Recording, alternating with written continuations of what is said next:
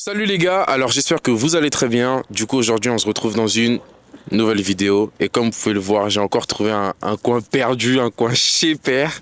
Il y a un bateau derrière moi les gars, je vous ai ramené un bateau dans ma vidéo. Non franchement, j'espère que vous avez aimé le petit court-métrage du début. Voilà, j'aime bien faire des courts-métrages au début un peu pour que ça soit un contenu un peu plus relax. Voilà. Donc je vous avais promis dans ma vidéo avec Pasteur Juliana que j'allais commencer à faire des vidéos où j'allais reprendre les livres du PP de l'apôtre Ivan Castano, Mon Père dans la foi. Et je me suis attaqué sur le premier livre. Bon, je me suis trompé, hein, c'est le volume 2, mais bref, il est tout autant incroyable. Et c'est le livre qui parle de neutraliser la chair, l'ennemi public numéro uno. Donc la chair, c'est quoi? La chair, c'est une dimension spirituelle qui est penchée vers le mal et qui a accès à nous par les cinq sens. Donc la vue, l'odorat, l'ouïe, etc. C'est ça la chair. C'est cette dimension spirituelle qui est rebelle à Dieu, de manière très simple. Et ensuite, j'ai opté pour prendre aussi ce livre-là, dont je vais en parler sûrement dans une prochaine vidéo, les 10 handicaps du leader qui freinent la croissance de l'Église. Donc, oh là, moi, dans cette vidéo, ça va être simple, hein. Je vais vous parler de comment neutraliser sa chair. Mais comme il y aura plusieurs vidéos sur ça, comme je vais faire vraiment plusieurs rubriques, et après je vais tout entasser dans des playlists, là je vais vraiment vous parler de comment moi j'ai fait pour sortir des combats de la chair, de l'impudicité, etc. C'est vrai que j'en parle fréquemment, mais là je vais vraiment vous en parler avec un verset à l'appui qui résume vraiment ma délivrance. Voilà, je trouve que ce verset résume ma délivrance. Je réclame ma délivrance. Oh yeah, yeah. Bon, je vous ai mis l'extrait, vous voyez un peu pourquoi je suis parti dans tous les sens. Mais voilà, revenons sur le livre. Vous savez, ça fait maintenant 2 ans que je peux dire où je suis à ICC de manière... non, je dirais plus, allez, 1 an de manière régulière. Voilà, de manière très régulière, je vais à l'église, etc. Mais c'est vrai que ça fait longtemps que je me battais avec ma chair et que je me bats toujours. Hein. Le combat avec la chair, ça ne s'arrête jamais. Hein.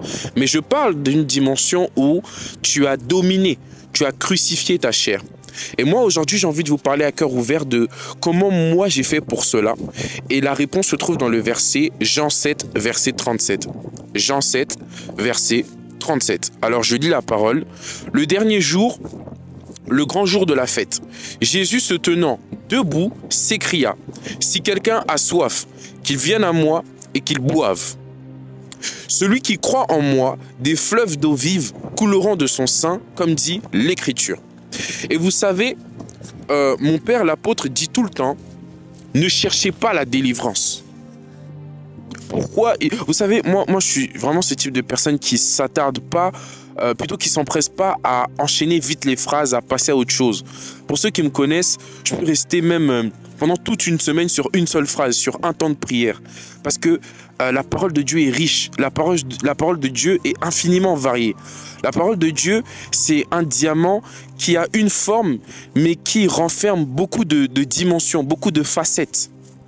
Et lorsque le Père dit souvent, ne cherchez pas la délivrance, mais cherchez le Dieu de la délivrance, ça veut dire que beaucoup se trompent à chercher leur délivrance. Et ça paraît logique. C'est pour ça que c'est subtil et abstrait cette histoire, c'est que tu es dans le péché, tu as du mal à crucifier ta chair et du coup tu cherches comment faire pour crucifier ta chair alors que c'est pas ça qu'il faut faire. La chose est telle que c'est Dieu qui nous permet de crucifier notre chair et du coup on lui demande, Seigneur, aide-moi à crucifier ma chair. Ce qu'il ne faut pas faire. Pourquoi? Parce que chercher sa délivrance sans avoir le Dieu qui délivre, c'est comme recevoir, je donne souvent cet exemple, il est vraiment bidon, mais il est vraiment compréhensible. On va dire Jésus habite dans un igloo. Et toi, quand tu sors de cet igloo, tu habites dans le désert où il fait très chaud. Ok? Et tu as besoin d'un glaçon. Donc tu entres dans le igloo où Jésus habite, il te donne un glaçon. Ça, c'est la délivrance, le glaçon. Si tu sors du igloo, tu sors aussi avec ta délivrance, mais tu rentres dans le désert. Et ce glaçon va fondre. Pas parce que il n'est pas puissant, pas parce qu'il n'est pas froid, mais parce qu'il ne s'entretient uniquement dans la présence de celui qui l'a donné. Ça veut dire qu'il y en a qui cherchent leur délivrance et une fois qu'ils obtiennent leur délivrance, ils sortent de la présence de Dieu et ils retombent dans ceux qui les avaient vomis et abandonnés. La délivrance ne s'entretient et ne se garde uniquement que dans la présence de Jésus. C'est lui qui délivre et c'est lui qui est la source. La source, je dis bien la source.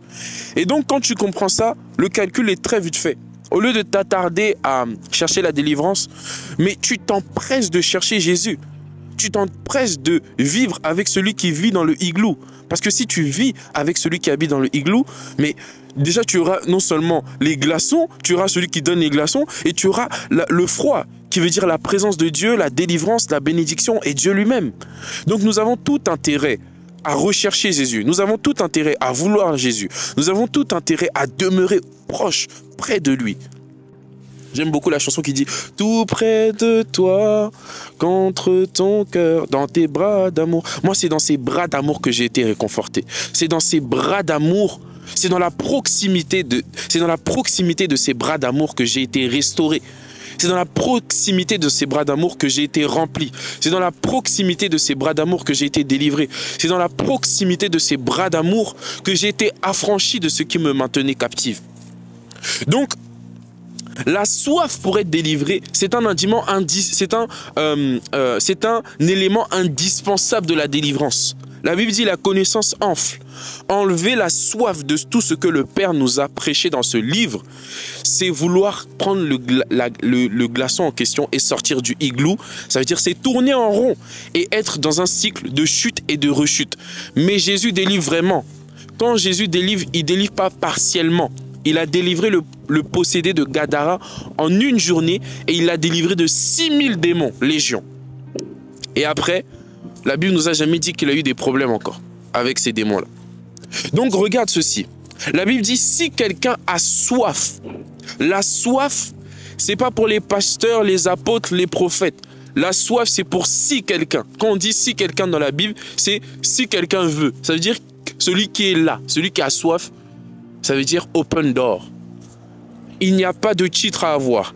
Il y en a qui disent oui, mais je ne prie pas assez. Que tu pries assez, que tu pries pas assez, là n'est pas là le problème. Il y en a qui disent oui, mais moi je suis. Regarde, si quelqu'un a soif, tu es quelqu'un, tu es un homme. Donc tu es comptabilisé dans les quelqu'un. Sache que si tu as soif, tu es éligible. Vous voyez même là, si vous pouvez voir, les canards sont venus écouter la parole. Donc, j'aimerais bien que ceux qui sont derrière la caméra puissent montrer les canards qui sont venus écouter, qui sont venus écouter la parole. Voilà. Non, venez, on est ensemble. On est ensemble. On est ensemble. Donc voilà, en plus, ils confirment même ma prédication. Parce que eux, ce ne sont pas des quelqu'un. Eux, ce sont des animaux. Donc, ils ne peuvent pas répondre à cet appel-là de si quelqu'un a soif. Mais toi, tu es un homme. Donc, tu es éligible. Peu importe le nombre de péchés, etc., on n'est pas là-bas. Moi, je m'en fous de combien de péchés tu as fait et Dieu s'en fout encore plus. Parce qu'avant même que tu pêches, il est mort pour toi. Donc, il avait prévu que tu allais tomber. C'est pas ce qu'il voulait, mais il avait prévu parce qu'il est Dieu. Donc, ne regarde pas à tes péchés, ne regarde pas à tes fautes. Vois à l'opportunité que Jésus te donne dans Jean 7, verset 37. Et il te dit, si tu as soif, c'est quoi la soif? La soif, c'est vouloir à l'intérieur de moi ce qui est en dehors de moi. Moi, j'ai découvert un truc. La Bible dit, nous avons tout pleinement en Christ Jésus. On a tout en Jésus. Et souvent, non, on se dit, non, on n'a pas tout en lui. Mais on ne le dit pas avec la bouche, mais avec nos actions. Parce que la preuve qu'on ne croit pas qu'on a tout en lui, c'est qu'on essaie de chercher ailleurs ce que lui seul peut donner. On essaie de chercher l'amour là où lui seul peut le donner. On essaie de chercher le réconfort là où lui seul peut le donner. La Bible dit David reprit courage en s'appuyant sur l'Éternel son Dieu. C'est-à-dire, Jésus est le roc sur lequel on peut s'appuyer pour pouvoir rebondir, se relever, être restauré, être délivré, etc., etc. Donc, moi je commence cette série d'enseignements en vous disant que celui qui a soif, si quelqu'un a soif, Si quelqu'un, il n'a pas dit si un pasteur, un apôtre, non, si quelqu'un. La soif, c'est quoi? C'est quand tu désires ardemment Jésus. Tu supplies après lui. Tu supplies après le fait de lui ressembler. Tu supplies après le fait de lui être tout entier, de lui être agréable, de lui être offert en sacrifice. Regarde, la prière de soif, la prière de la soif, je la transpose avec, je crois c'est dans Genèse 2, où on nous parle de Jacob. Jacob à Bethel a eu tellement soif qu'il, les gars, il a enfermé Dieu dans une grotte. Il a dit à Dieu, tant que tu ne me bénis pas, je ne te laisse pas partir. Vous vous rendez compte? Non, on parle, vous savez, la Bible, il faut la lire lentement. Il y a un homme, un jour, inspiré de faits réels. Dieu et lui, ils étaient dans une chambre. Cet homme a dit à Dieu, tu ne sors pas si tu ne me bénis pas. La Bible nous dit, Jacob lutta avec Dieu toute la nuit. Il a tellement lutté que Dieu a dû lui casser la hanche. Et malgré ça, Jacob ne l'a pas lâché. Au point où Dieu a dû lui demander, quel est ton nom?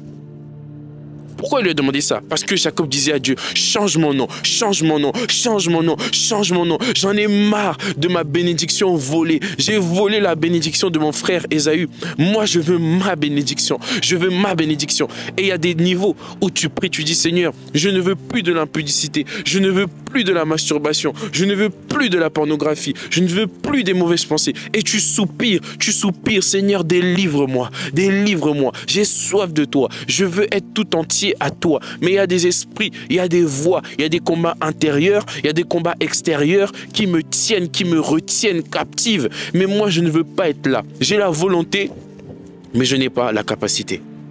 Et quand tu soupires comme ça, une fois, deux, c'est-à-dire, il y a tout, la Bible dit, lorsque les justes crient, l'Éternel entend. Pas lorsque les justes prient. Ton problème, c'est que toi, tu pries pour être délivré. Alors qu'il faut crier. La Bible, on ne la change pas. Le mystère de la délivrance, du bras fort, de la main étendue de Dieu pour délivrer ceux qui sont captifs du diable, c'est la supplication du cœur. C'est quand il y a un cri intérieur, tu dis, Seigneur, je ne veux pas, je ne veux pas, je ne veux pas. Et qu'est-ce qui se passe? Lorsque Dieu répond à ton cri, il change ton identité spirituelle. Il te révèle que tu n'es pas Jacob, il te dit que tu es Israël. Ça veut dire, quand Dieu te répond, en mettant un miroir devant toi, pour que tu puisses te voir, pas comme toi tu te vois, mais que tu te voies comme lui, il te voit.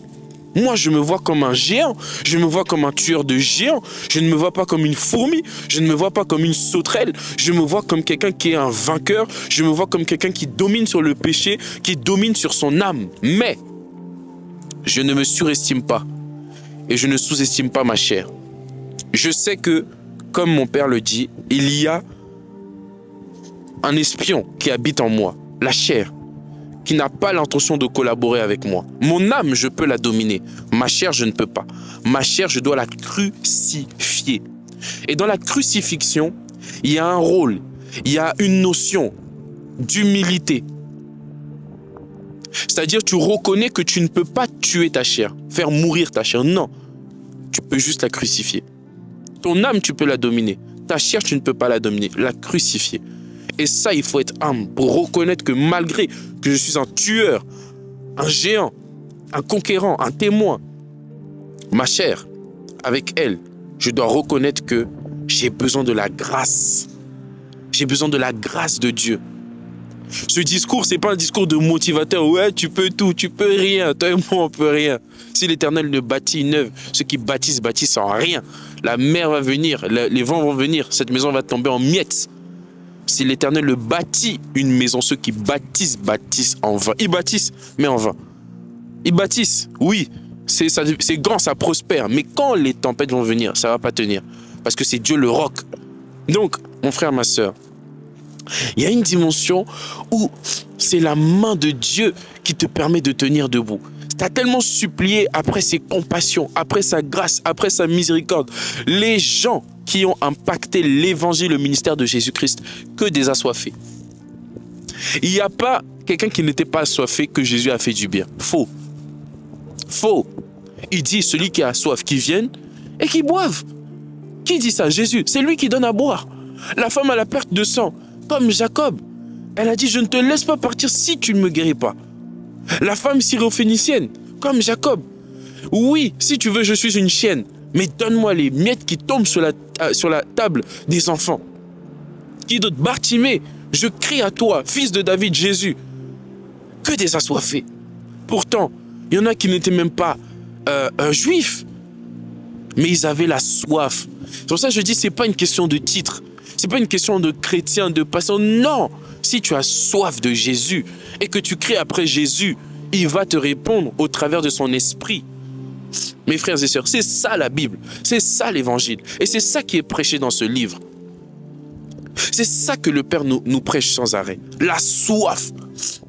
Je vais bientôt atterrir, je suis tellement émerveillé de voir que, malgré toutes ces années, mon Père dans la fin ne s'est pas fatigué d'avoir soif. Mais tu sais, posons-nous 2 secondes, tu peux te dire, mais attends, mais comment on ne peut pas se fatiguer d'aimer, de soupirer, de supplier un Dieu comme ça? Mais c'est parce que il y a l'humilité, le fait de reconnaître que je suis tombé, l'honnêteté, le fait de reconnaître que je peux tomber, et l'amour, le fait de reconnaître que je peux être relevé. Ces 3 notions sont indispensables dans la soif. Celui qui a soif est humble. Il est en train de dire à Dieu, malgré tout ça, je ne peux pas. C'est-à-dire, c'est quelqu'un qui n'a pas de confiance en lui-même. C'est quelqu'un qui est infirme sans Dieu. C'est quelqu'un dont Dieu est la béquille. Je répète, c'est quelqu'un dont Dieu est la béquille. Dieu est la béquille des assoiffés. Les assoiffés n'ont que Dieu pour espérance. C'est pourquoi Jésus un jour il s'énerve contre ses disciples. Et vous partez pas? Ils disent quoi? À qui irions-nous? Car c'est auprès de toi que se trouvent les paroles de la vie éternelle. C'est ça les assoiffés. À qui irions-nous? On n'a pas d'autre espoir à part toi. À qui irions-nous? Moïse a dit, si tu ne vas pas avec nous, on ne part pas. Parce que partir sans toi, tout n'est rien sans toi. Mes frères et sœurs, vous savez, Dieu n'est pas dans les émotions. Je ne dis pas ça pour que ça fasse beau. Je dis ça parce que c'est la vérité. Je dis ça parce que c'est ça dont tu as besoin. C'est ça dont ton esprit a besoin, dont ton âme a besoin, dont ton corps a besoin. Soupire, après ça, tu ne seras pas déçu. Tu ne peux pas être déçu après avoir soupiré auprès de ce Dieu que je te prêche et être encore sous le joug de ces démons. Impossible. La main de l'Éternel a frappé les divinités d'Égypte parce qu'il a entendu les cris de son peuple. Les cris, lorsque les justes crient, il y a un niveau de puissance. Les justes n'ont pas prié pour que Dieu... Non, ils criaient juste. Ils criaient. Et sans qu'ils disent avec précision, l'Éternel frappe les divinités d'Égypte, l'Éternel a frappé, a humilié les divinités d'Égypte. Pourquoi? Parce qu'ils ont crié. Donc tu ne peux pas crier à ce Dieu-là et il te laisse dans la confusion. Impossible. La Bible dit que lorsqu'on tourne nos visages vers lui, on est rayonnant de joie et nos visages ne se couvrent pas de honte. Tu ne peux pas tourner tes yeux vers Jésus et être confondu. Impossible. Impossible. Une prostituée, pareil, elle a eu soif. Elle a dit Jésus. Non, d'ailleurs, elle-même c'est pire. Elle n'a même pas parlé. Elle a juste pleuré à ses pieds. Marie de Magdala. Ah, mes frères et sœurs. Moi, vraiment, dans ce court-métrage, c'est très simple ce que je voulais vous faire comprendre. C'est que il y a des délivrances que tu n'auras pas si tu n'engages pas le cri. Ça, c'est la vérité aussi. Sincèrement, il y a des délivrances que tu n'auras pas si tu n'engages pas la prière de supplication. Je parlais de ça avec certains frères aujourd'hui même. Il y a des choses, Dieu ne va jamais te les donner tant que tu n'as pas crié. Parce que si je te donne un diamant, sans que tu aies payé le prix de ça, tu vas négliger d'une manière ou d'une autre. Mais si tu l'as payé, si tu l'as payé, tu sais que c'est un diamant et tu sais le prix. Ce diamant et toi, vous avez une histoire. Vous avez une histoire. Donc quand tu parles de ce diamant, tu sais de quoi tu parles. Quand tu veux être délivré, et que Dieu voit que, mais regarde, cet enfant, il est malmené par le péché, par l'impudicité. Mais Quand il tend son oreille, il entend quelqu'un qui dit « Mais Seigneur, je suis encore tombé, mais je ne veux que toi, je ne veux que toi, je veux appartenir à toi, c'est toi que je désire, je veux être dans tes bras d'amour, je veux être accaparé par toi. Seigneur, ne me laisse pas avoir l'image du diable. Seigneur, réquisitionne-moi. Seigneur, j'ai donné ma vie à Jésus, mais ce n'est pas assez. Remplis-moi, conduis-moi, il faut que tu puisses me revêtir. Sois pleinement formé en moi. » Mais quand Dieu entend ça, une fois, deux fois, il se dit, mais attends, qu'est-ce qui t'empêche? C'est-à-dire là, tu commences à attirer le Dieu jaloux. C'est-à-dire, il dit, mais qui ose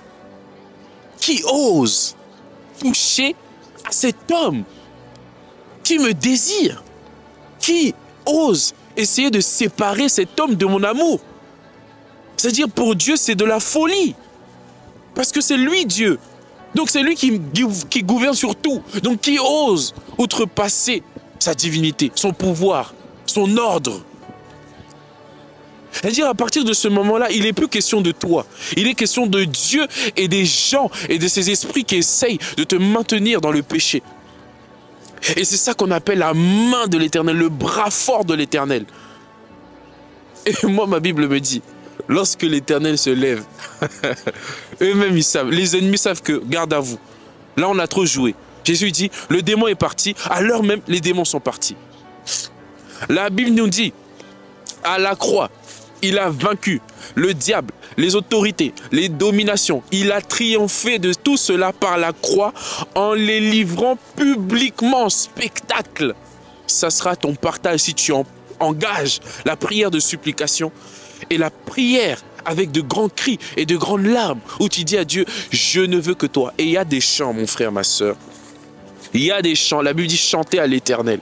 Il y a des chants. Il y a des chants, il y a des cantiques que tu dois plus chanter. Tu dois les prier. On a trop chanté à l'église. Dieu aime le chant. Le chant fait partie de la supplication. Le chant prophétique. Où tu dis à Dieu, je veux Christ pleinement formé en moi. Jésus dit, ne multipliez pas des vaines paroles comme les païens dans le monde qui, à force de répétition, pensent qu'ils seront exaucés. Faut pas chanter, faut prier quand tu chantes. Tu dis, je veux Christ pleinement formé en... Mais quand tu chantes, c'est la même phrase, mais avec une intensité supérieure, avec un désir supérieur. La même phrase, mais avec un feu supérieur au feu précédent. Et tu dis à Dieu, je veux n'être qu'à toi, je veux être à toi, je veux t'appartenir, je te désire, je suis affamé de toi, je suis envieux de toi, je suis désireux de toi. Frère, ça c'est pas tout le monde qui aime Dieu comme ça. Et c'est pas tout le monde qui aime Dieu comme ça. Lorsque Dieu pose une suggestion et dit que si quelqu'un a soif, c'est que c'est pas tout le monde qui a soif. En plus, il a crié, Jésus criait rarement. Donc, je termine cette vidéo, je te fais comprendre, mon frère. Je suis en train de te faire gagner du temps. Si tu appliques ça,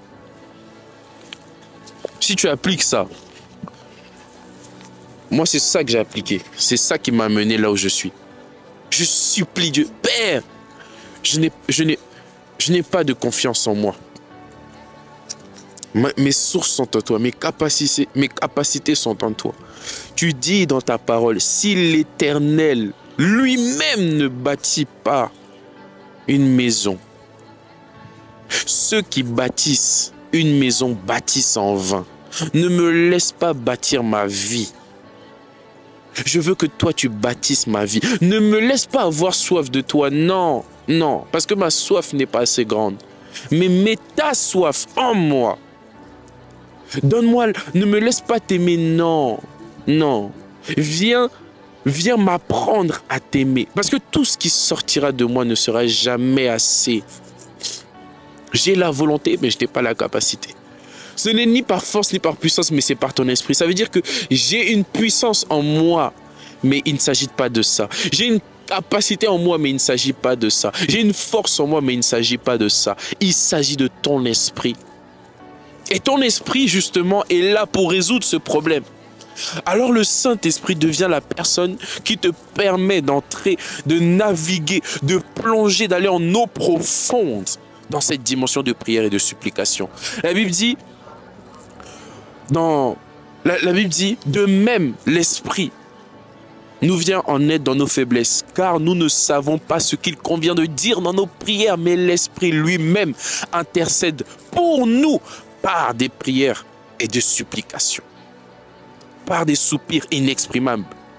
C'est le Saint-Esprit en moi, par moi, c'est poussé par l'Esprit que je te supplie, Père, de ne pas me laisser retourner à ce que j'ai vomi, de ne pas me laisser dans le péché, de ne pas me laisser vautrer, ne pas me laisser me plaire dans mes faiblesses, me plaire dans ma vie. Seigneur, non. Le sang de Jésus n'a pas coulé pour une vie misérable, pour une vie qui ne fait pas envie. Seigneur, mes sources sont en toi, ma vie est cachée en toi. Tu m'as caché en Christ dans les lieux célestes. Tu m'as appelé à la lumière à Christ dans les lieux célestes. Tu m'as délivré de la fosse. Tu m'as délivré du monde des ténèbres pour me ramener, pour m'appeler à la lumière et à la splendeur de Christ. Seigneur, en moi, il y a une volonté. En moi, le Saint-Esprit témoigne à mon esprit que ce n'est pas ma vie. Le Saint-Esprit me dit, le Saint-Esprit me le dit, qu'il y a une vie qui m'est réservée. Et quand je regarde cette vie et je regarde ma vie actuelle, il y a un fossé. Il y a un fossé. Et j'ai le désir de traverser ce fossé. Mais je ne sais pas comment faire. Je suis rempli d'incompétence, rempli de faillibilité, rempli d'insuffisance, rempli de faiblesse. Et je reconnais que par mes forces, c'est impossible. Et je suis sincère. Je suis très sincère quand je te parle, Seigneur. Et j'exerce ma capacité de décider. Et je décide de compter sur toi. Je décide de m'appuyer sur toi. Parce que tu ne m'as pas laissé dans la confusion. Tu m'as envoyé ton esprit, le Saint-Esprit, qui vit en moi, qui est l'espérance de ce que je peux vivre une vie meilleure. Alors, Saint-Esprit, je ne sais pas comment je vais faire. Mais je sais une chose, c'est que si c'est toi qui me conduis, si c'est toi qui me remplis, si c'est toi qui me remplis, qui me conduis et qui est mon revêtement, alors comme Jésus, sa vie a été transformée lorsqu'il est sorti du désert, je crois aussi que tu peux me transformer. Je n'ai plus d'assurance en moi-même. J'ai essayé de diriger ma vie, ça n'a rien donné de bon. Mais je reconnais une chose, c'est que Christ est l'exemple qu'on peut être rempli du Saint-Esprit et faire la différence. Alors Saint-Esprit, toi qui es l'Esprit de Jésus, alors si toi aussi tu habites en moi, tu es capable de faire ce que lui a fait. Ô Saint-Esprit, accorde-moi la grâce de marcher et d'être conduit par toi, d'être rempli par toi, de t'entendre. Ouvre mes oreilles spirituelles. Donne-moi un amour pour toi. Je veux être amoureux de toi. Ô Saint-Esprit, je t'aime, mais j'ai le désir de t'aimer davantage et davantage. J'ai le désir de monter dans tes hauteurs, d'entrer dans tes profondeurs, de te connaître, de te vivre. Mais je n'ai pas la capacité. Je n'ai pas la capacité. Je refuse d'utiliser mon intelligence, mes connaissances. Non, Saint-Esprit. Saint-Esprit, regarde, regarde. Je ne peux rien te cacher. Tes yeux parcourent la terre.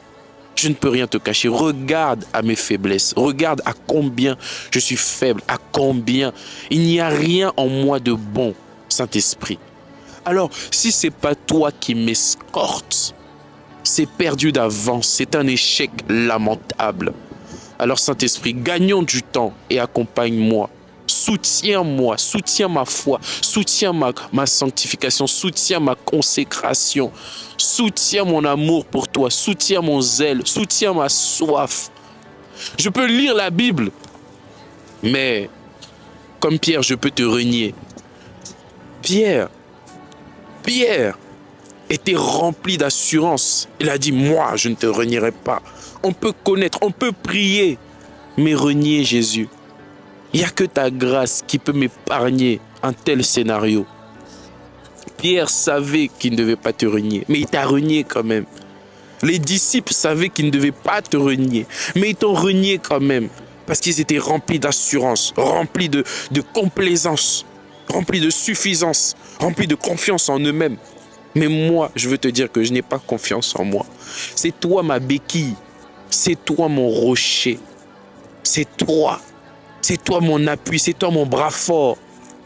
Oh Saint-Esprit, Jésus m'a confié entre tes mains, Jésus m'a légué entre tes mains. C'est toi qui glorifie Christ dans ma vie. J'ai le désir de coopérer avec toi, mais même ça, je ne sais pas comment on fait. Je ne sais pas. Je sais que c'est écrit dans la Bible, mais je ne sais pas. En vérité, je ne sais pas. Je ne sais pas. Je ne sais pas. Mais toi, tu sais. Toi, tu peux. Toi, tu peux m'amener là où mes pasteurs n'ont pas pu m'amener, là où mes parents n'ont pas pu m'éduquer, me construire, là où mes pasteurs n'ont pas pu m'éduquer, me construire. Toi, tu peux me construire. Toi, tu peux m'éduquer. Toi, tu peux me montrer la voie à suivre. Tu dis, monte ici et je te montrerai le chemin à suivre. Monte ici et je te ferai voir. Oh Saint-Esprit, je veux te dire que bâtis-moi, construis-moi, dirige-moi. Viens m'amener dans les profondeurs de Jésus. Jésus, lorsqu'il parle de toi, il dit, il est l'esprit de vérité. Il vous conduira dans la vérité tout entière. Viens me conduire dans la vérité. La vérité, c'est pas une chose. La vérité, c'est pas un fait. En vérité, la vérité, Jésus dit, le chemin, la vérité, et le chemin, la vie, la vérité, c'est moi. Alors viens me conduire dans les profondeurs de Jésus. Viens me montrer les profondeurs de Jésus. Viens me montrer les compartiments de la vie de Jésus. Viens glorifier Jésus. Montre-moi ce que Jésus aime et montre-moi ce que Jésus n'aime pas. Montre-moi ce que Jésus désire et montre-moi ce que Jésus ne désire pas. Saint-Esprit, ma vie n'est rimée qu'à ça. Ma vie n'a pour but que de soupirer auprès de toi. Car la Bible dit que chacun de nous est esclave de ce qui a triomphé de lui. Les hommes sont conduit automatiquement par quelque chose. Moi, je veux être conduit par toi. C'est toi mon créateur. Le but pour lequel je suis sur la terre, c'est parce que je dois être conduit par l'esprit. Parce que je suis un esprit qui habite dans un corps. Je suis d'abord un esprit. Mais cet esprit-là doit être conduit par le Saint-Esprit. Et si je suis conduit par le Saint-Esprit, j'irai là où toi, tu as prévu que je sois. Ô Saint-Esprit, amène-moi à une dimension où je marche par l'esprit, je vis par l'esprit, je mange par l'esprit, je me réveille par l'esprit. Mes journées sont quadrillées, barricadées par l'esprit. Ne me laisse pas vivre comme un homme charnel, ne me laisse pas vivre comme un homme adamique. Accorde-moi la grâce d'être toujours trouvé, rempli de toi, conduit par toi, Saint-Esprit. Je te supplie, ne me laisse pas comme je suis, ne me laisse pas comme je suis. Il y a trop de défauts, de faillances, de défaillance. Il y a la jalousie, il y a l'orgueil, il y a la suffisance, il y a le mépris, il y a l'impudicité en moi. Mais toi, tu ne regardes pas mes faiblesses. Toi, tu ne me traites pas selon mes faiblesses. Tu ne me juges pas, tu ne me condamnes pas. Non, tu as compassion de moi. Alors aie compassion de mes manquements, aie compassion de mes faiblesses, aie compassion de moi. Ô Saint-Esprit. Et tu vois, quand tu pries comme ça, regarde, ta force ne viendra pas de ce que tu es trop fort.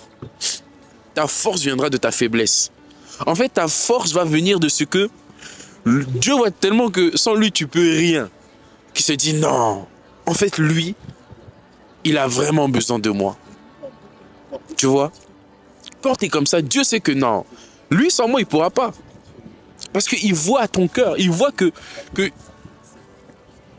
si lui ne... En fait, là, la balle est dans le camp de Dieu. Dieu sait qu'à ce moment-là, si lui, il fait rien, toi, tu ne vas jamais y arriver. Tu vois? Quand tu supplies comme ça, en fait, regarde comment ça se passe. Quand tu supplies comme ça, Dieu te regarde, il t'observe. Et plus tu le montres à quel point tu es faible, il se dit non, je pense que si je ne fais rien, celui-là ne va pas y arriver. Et comme Dieu veut que tu y arrives, Dieu veut que tu puisses te sanctifier, te consacrer, là tes efforts, là c'est plus tes efforts, c'est plus ta discipline, c'est sa main, c'est son feu. C'est par le feu que l'Éternel répond à l'autel. Quand tu te livres comme ça, il y a un feu. Frère, sœur, il y a un feu qui vient sur toi. C'est-à-dire, au début, tu supplies. Mais après, tu supplies plus. Parce que quand la force de Dieu vient sur toi, tu supplies plus. Tu domines. Tu écrases. Tu opères dans la victoire. Tu ne combats pas pour la victoire. Tu vis dans la victoire. Tu disciplines ta chair. Tu disciplines ton âme. S'il y a quelqu'un qui t'empêche d'aimer Dieu, tu le fais botter en touche. Tu le mets sur, comme dans le foot, sur le banc de touche. Pas parce que tu es trop fort, parce que tu es tellement faible que tu es trop fort. C'est plus toi qui vis, c'est Christ qui vit en toi. Parce que tu meurs à toi, tu meurs à ton ego, tu meurs à tes efforts, tu meurs. Et Jésus dit, non, celui-là, il me laisse de la place pour que je vienne vivre en lui. C'est pour ça qu'on dit, ce n'est plus moi qui vis, c'est Christ qui vit en moi. Alors, on arrive au terme de cette vidéo. J'espère qu'elle vous aura édifié. J'espère vraiment que vous avez été bénis. Si vous avez été bénis, n'hésitez surtout pas à la partager. Et n'hésitez surtout pas à aller lire le livre. Je promets vraiment, si Dieu me fait grâce, de faire au moins une vidéo par semaine où je parle de ce livre. Et on va essayer de le finir ensemble. En tout cas, que Dieu vous bénisse vraiment abondamment. Pensez à faire un tour aussi dans la description, je propose aussi des formations, donc voilà, des formations professionnelles, hein, pas des formations accompagnement spirituel. Souvent je reçois des DM là, suis-moi dans ma relation avec Dieu, toi, moi je te suis pour que tu manges, non? Ouais, je te suis pour que tu te laves.